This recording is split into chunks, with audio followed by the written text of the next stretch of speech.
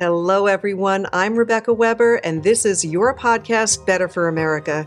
Joining me now is Newsmax's rising star and host of their flagship show, Newsline. Her name, Bianca de la Garza. We have a great, wide-ranging episode coming up in just a moment, so don't go anywhere. Are you worried about keeping your memory and cognitive abilities? Relevate can help. Relevate is a science-backed brain health supplement based on the powerful Mediterranean Mind diet, which research shows reduces Alzheimer's risk by 50%. Relevate, a sharper mind and a stronger brain. Visit amac.us/neuro. Bianca, I'm thrilled that you're here with me today. Now, you began your career in conservative media decades ago, and I speak for many Americans when I say that we can remember the days when our prestige media was claiming that Donald J. Trump was a danger to the country because he called our mainstream media enemies of the people. One example is CBS reporter Catherine Herridge. She had all of her files and her computer seized by CBS. This was really unprecedented, given that one of the stories that she had been pursuing was Hunter Biden's laptop. And then she was held in contempt of court by an Obama appointee judge because of her refusal to reveal her sources in a 2017 report. Bianca, how did mainstream media morph into really a speech-suppressing machine, essentially teaching those of us on the right side of the political spectrum what we can and cannot say and what is allowed? Well, first off, Rebecca, what a spectacular question to start off with, and really something that speaks to the heart of something I'm on a mission really to combat every day in and day out. And it's a pleasure to be with you on your podcast. I do really believe journalism can be saved. And I do believe there are a select few who are still committed to the truth and the facts and not twisting them. I don't think right now that we are in a place where Americans are being informed to the extent of truth. And that scares me, and it should scare every American. A free and fair press is something that is the fabric of our nation. It's Americans' ability to make conscious and clear decisions when it comes to elections, decisions when it comes to even school boards. Even these smaller things have now taken so much more importance as we see sort of the spotlight on how disinformation can seep into books your children are reading. So it strikes at every level. So yes, we're sitting in a situation now where our former president is being tried for a criminal case where the mainstream media has been very complicit in some of the work that is the lawfare and not exposing it to the extent that it can be. And I think you're hit on some really important notes here when we talk about reporters having their files seized. And it goes back to the Obama administration, the spying on reporters. And we now know so much more about disinformation after COVID and the suppression of voices that really impacted our lives. We are at an inflection point. I do believe there's hope. I do believe that people have woken up, as they say. But it is going to be an uphill battle, I think, as we have so many AKA journalists, and I do put air quotes around them, who have been co-opted to now be propaganda pushers of this administration. And it is frightening, and it should be frightening. But the more we discuss it, like discussions we're having, I think it will come across dinner tables, kitchen tables, and hopefully then go into a policy-making decision where people have the power with their vote.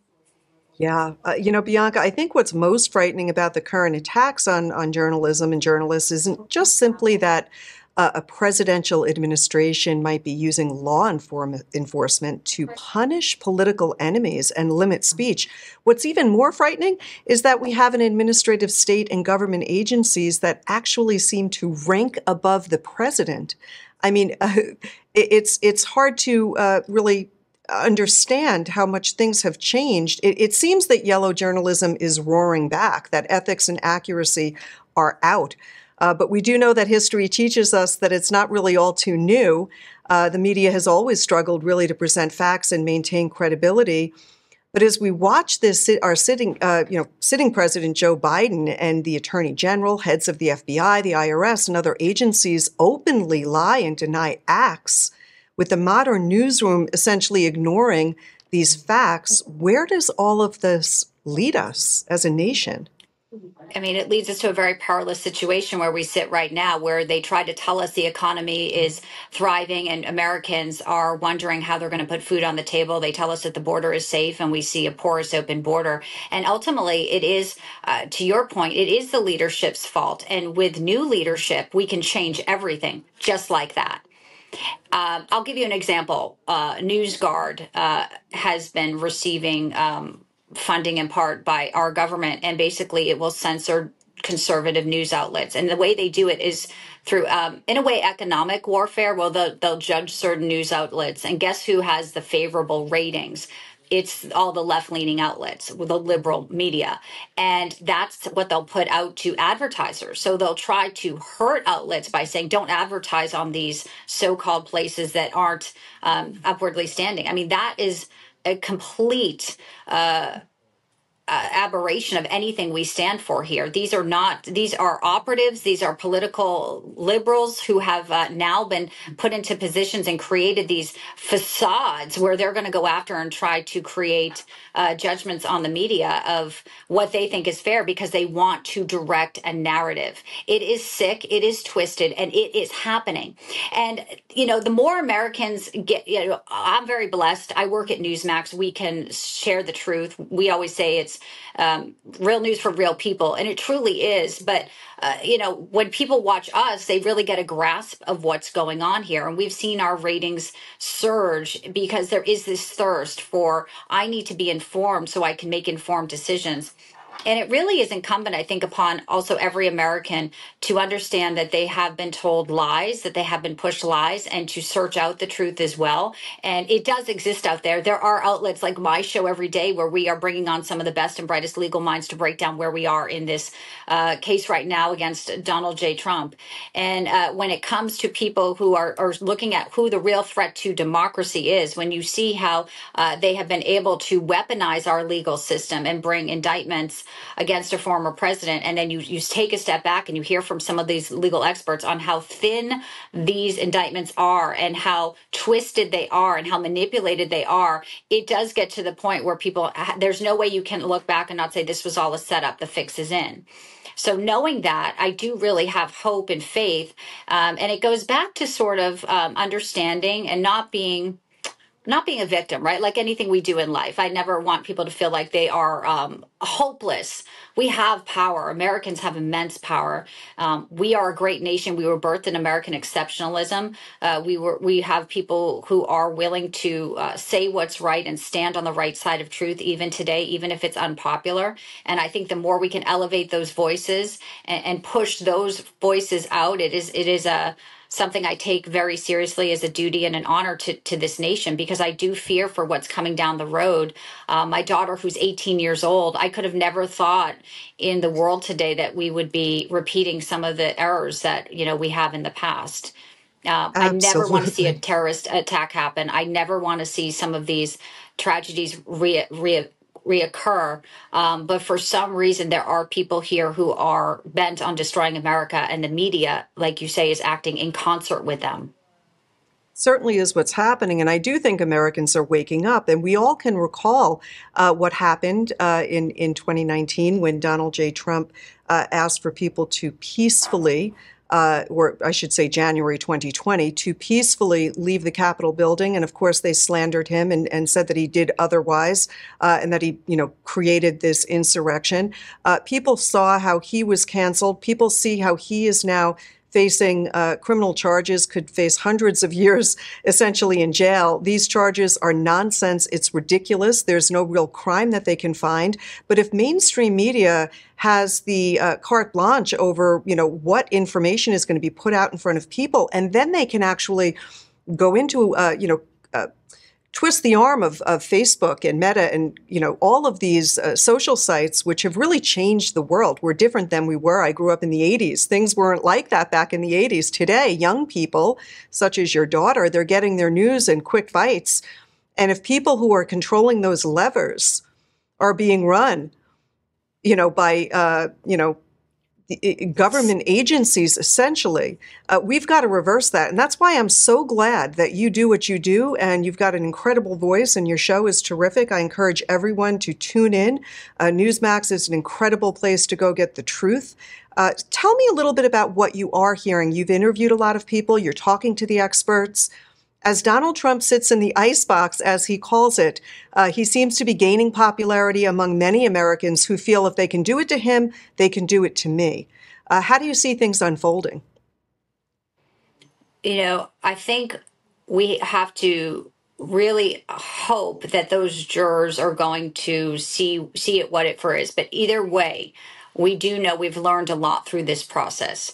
And I also am looking forward to the debates that will happen, no matter what, between Joe Biden and Donald Trump, because there I think we will actually see who Americans truly think can run this nation and be in charge. And I think the debates are going to be a very interesting point of inflection for people. Now, I will say, I think that the parameters around it is unfortunate. They're now coming to that where Biden asked them to be seated. I mean, he can't find his way off a stage. He's fumbling. He needs cue cards. He needs a lot of direction. So I don't think this will be a great outing for him. I think when you come to the media a few days ago, Kathy Hochul was talking about the Bronx rally, where we saw so many Americans just in an economic hardship, looking at Donald Trump and the leadership he was talking about and the policies that he once had that were better for African Americans. That is an indisputable fact. And for Kathy Hochul to say Donald Trump will bring his clowns to Jake Tapper, who will be one of the debate moderators, and there's no pushback, there's no affront that she just used that word to describe Americans, I think was a sad inflection point for me, because we are forgetting that Americans are hurting. And it's great when I think it's actually backfiring. They want to trot out folks like De Niro and these ivory tower folks, and Jeffrey Katzenberg wants to be on Joe Biden's reelection campaign. These people do not live like the rest of us. They're not trying to earn a living. They're not trying to keep their kids safe. They're not trying to make sure that they have a 401k for their future and retire, hopefully someday. It's a struggle for Americans, and Democrats are so disconnected. And the further we get from that, I think it only bolsters the conservative movement. Blacks, Latinos, my family, my grandparents immigrated legally from Mexico. They're upset with this immigration policy that they have tried to sell to us as a guise of something that's very, very, humanitarian. It is anything but. There are children being trafficked every day. All of the Democratic policies, all of them have caused so much destruction to this country. So at some point, and I think to answer your question, there will be a breaking point. And people, I think, are right there saying no more. And they do want to talk about January 6th, and they do want to talk about abortion. But Americans are saying, I want to talk about, hey, how I had more money, how the world wasn't on fire. Let's talk about things that are going to make my life better. And so I think it's a real disservice what the media is doing, but I also think in a way it is advantageous because it focuses us on who we are as a nation, how we want to get it back. And I think we're close to I really do think we're close to getting some real leadership change. And I pray and I hope. I know God is in control, and that's how I can sleep at night. Amen. What's interesting is you and I both know that if Donald J. Trump were executing the same decisions, if he was sitting in office and had the same results that Joe Biden has, the left, the Democrats would be attacking him. They'd be pointing out that hundreds of thousands of people are dying of drug overdoses, that our cities are collapsing, that they're unrecognizable, that our children are being indoctrinated, and that we're not prioritizing Americans. There's definitely a real, whether you're spiritual or not, I don't see how people can't see this spiritual war. It really is the difference between right and wrong, good and bad. So I personally do see a shift occurring throughout society. And of course, our members are very vocal. I think people are beginning to break free, even from their party allegiances, and to vote for policies that better their own lives, as you just stated. But looking forward at the 2024 election, Uh, are you expecting that? It's a pretty broad question when I ask, what are you expecting? Because I do think that if Joe Biden wins, we're going to see mayhem. And if Donald Trump wins, we're going to see the same. Who in your mind wins? How big? Close or a landslide? What do you see for the Certainly, future in it November? certainly feels like uh, it does feel like we're in a tinderbox, right, for the Yeah, United it's a States good right way to now. put it. It's felt that way for some time. Yeah, The polls, and obviously the polls are just one marker. The polls are showing Donald Trump leading in the battleground states, and that's really where it's at. These battleground states are very important. They do show him.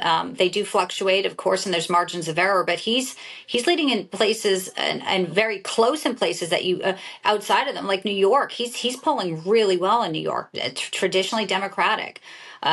He's doing well in Michigan and Wisconsin, Arizona, Georgia. So I think that there is a very big opportunity, and I think that is coming. I think people are going to have to think about maybe mail-in voting, or if they can't get to the polls. I think Republicans have done a good job talking about that, and making sure that people are engaged.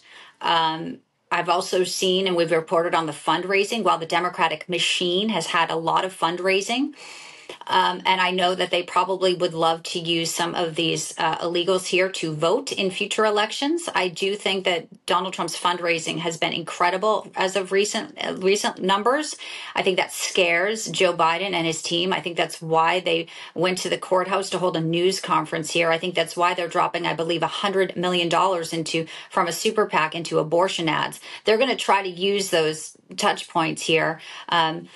I don't know. I don't know what happens for this future, but I know what I would like to see happen. I would like to see a return to logical, loving, conservative values. And conservative isn't necessarily, you could extrapolate it and say it's not necessarily conservative. Means fiscal conservative with how you make decisions, not allowing schools to make decisions and hide your kids if they want to change their genders and not loop in parents, and then you lose your custody. I right. mean, these are things that are insane. Boys in deciding they want to play a sport and a girl's sport because they wear a skirt, and it goes into even locker rooms for adult women.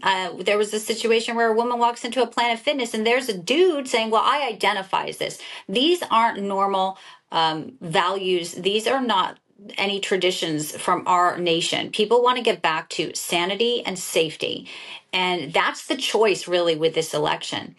And I do believe that people see it now clearer than they ever have before. And guess what, Rebecca? There's even more time. And I don't think anything they're doing right now is going to elevate or change people's minds. I think some of this has already been baked in, if you will.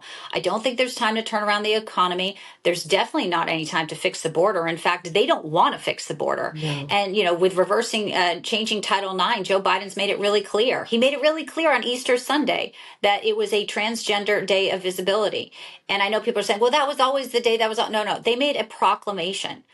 And the way they've treated the indoctrination in college campuses is another sure wake-up sign for folks on the Jew hate that is on our campus and the pro-terrorist eruption across our nation. If that right there doesn't spell everything, the danger of the infiltration of how dark some of this dark money has infiltrated from our schools all the way up to the top, I don't know what does. Yeah. Yeah, that's a lot right there. And this is what I'm speaking about when I say, spiritual warfare or spiritual element. You know, to advocate for abortion in the ninth month, right up to delivery, and then to say we're not going to save the life of the aborted baby who makes it through, a botched abortion, that's evil.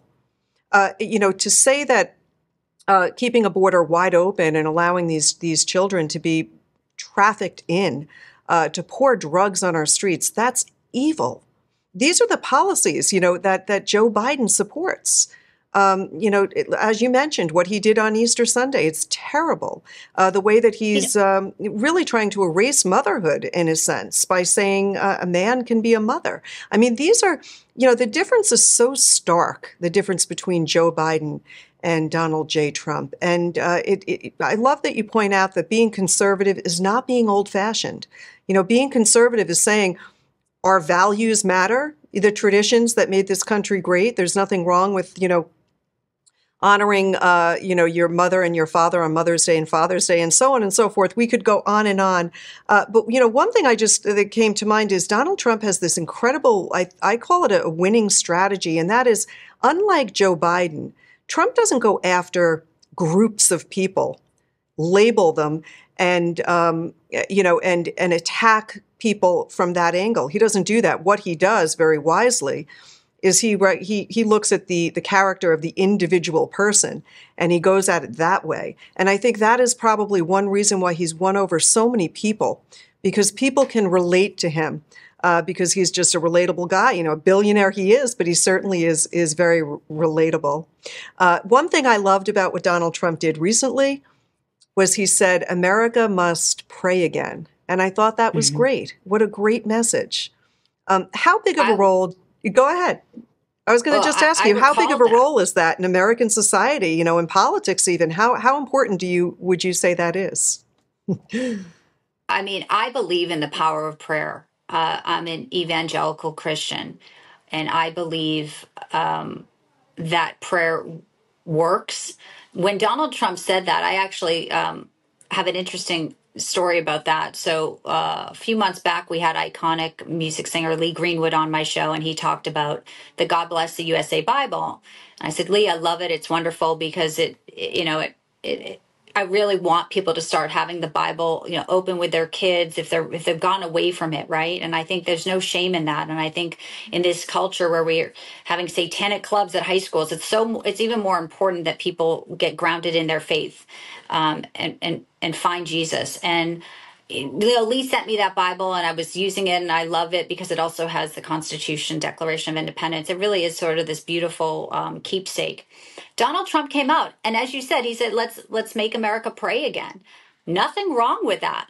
That's great. That's beautiful. And he mentioned that Bible, and there was so much hate from the left, the radicals, there's seething anger, and how you could be angry about that. I just find it. I find it says it all. It really does says it all, that it is evil forces that don't want you to be in touch with that, because there is a supernatural, sense of when you pray and go direct to the source there, that you are able to see the calm, when the world's on, going crazy and everything, is that you come back to God, and he says, be still and know that I am God. And when you get your center through him, you just get so much strength from that. And we really need our strength.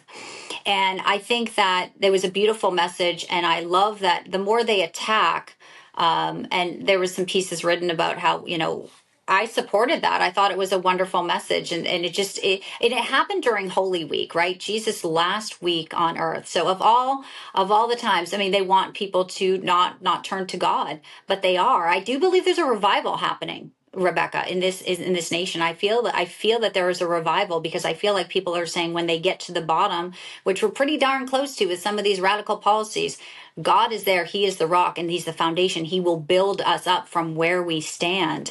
And I don't forget that. I am so humbled that every day I can ask God for help and ask him to, bring me through this and channel the Holy Spirit, please, and it's a power that everyone has. And I just want to say one thing in closing. People will criticize Donald Trump for all these things. They used to love him before he got into politics. He was everyone's favorite person, #1 shows, did all these great things for New York, entrepreneurial, real estate tycoon. Everyone loved him until he became president.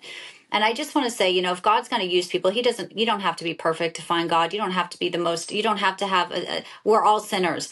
God will use people when they allow him. Draw close to me and I will draw close to you. So I just think we all have to remember who Donald Trump really was before all of this lawfare started, before all of this insanity began from the left. Power wants to stay in power, and they will do it at all costs. And that, I think, is what is playing out. Oh, Bianca, that's so powerful.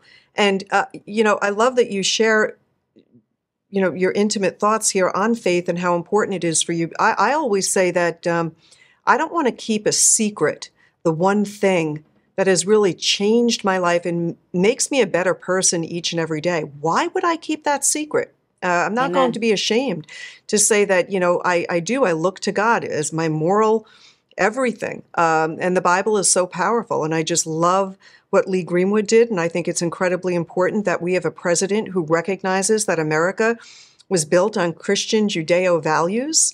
And those values are what made our nation so great. We can look back in history and see what our founding fathers said about the importance of faith. And it is so important. So for me, I am honored to be able to share with our great over 2 million AMAC members to say, no, we've got to return to remembering who we are as a people and not stray from God. And we pray that God will continue to bless America. And I just pray for strength for Donald Trump. I wouldn't wish that on anyone. What's happening to him is so grossly unfair. And the truth will prevail because good always beats out evil in the end. And we know God wins every single battle. So this has been just so special to hear you share with me a little bit there. Bianca, before I let you run, I wanted to ask you for people that are watching, listening, that are, and a lot of our members, they've got college-age students, young adults in the family. What advice might you give to those folks, young people who are interested in entering journalism, the news, media? What advice would you give and how might you empower them?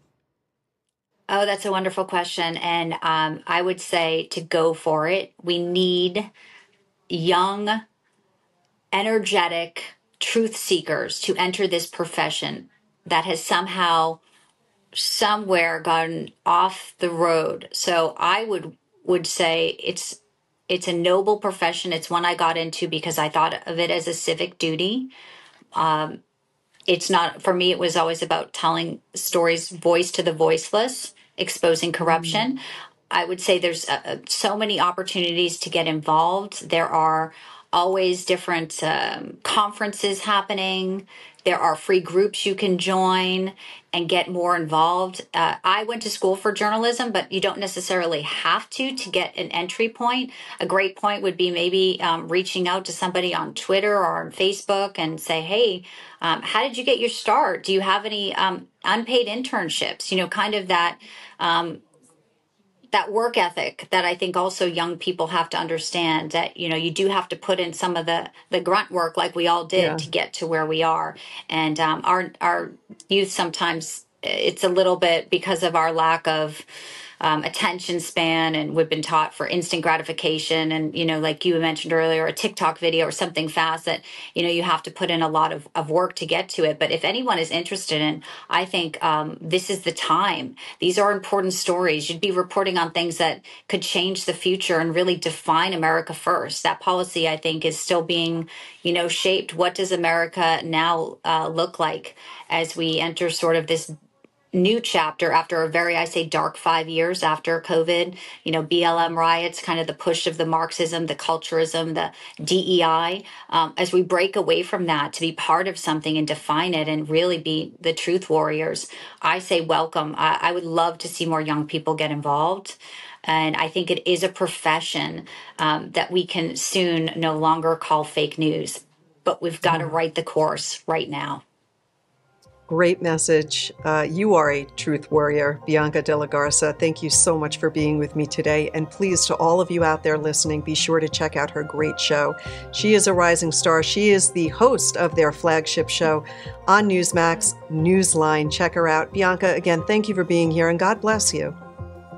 God bless you, Rebecca, and all of your viewers who are watching such important times. And I just thank you for an opportunity to speak about them. Such a thoughtful conversation, and I'm truly humbled and honored. Thank you so much. Are you worried about keeping your memory and cognitive abilities? Alzheimer's disease is increasing epidemically, and 1 in 3 seniors will die from it. But Relevate can help. AMAC has partnered with Relevate to give you the nutrition and education to protect your brain. Relevate is a science-backed brain health supplement based on the powerful Mediterranean MIND diet, which research shows reduces Alzheimer's risk by 50%. Relevate, a sharper mind and a stronger brain. So take advantage of our member benefit. AMAC members get an exclusive discount when they visit amac.us/neuro. That's amac.us/NEURO.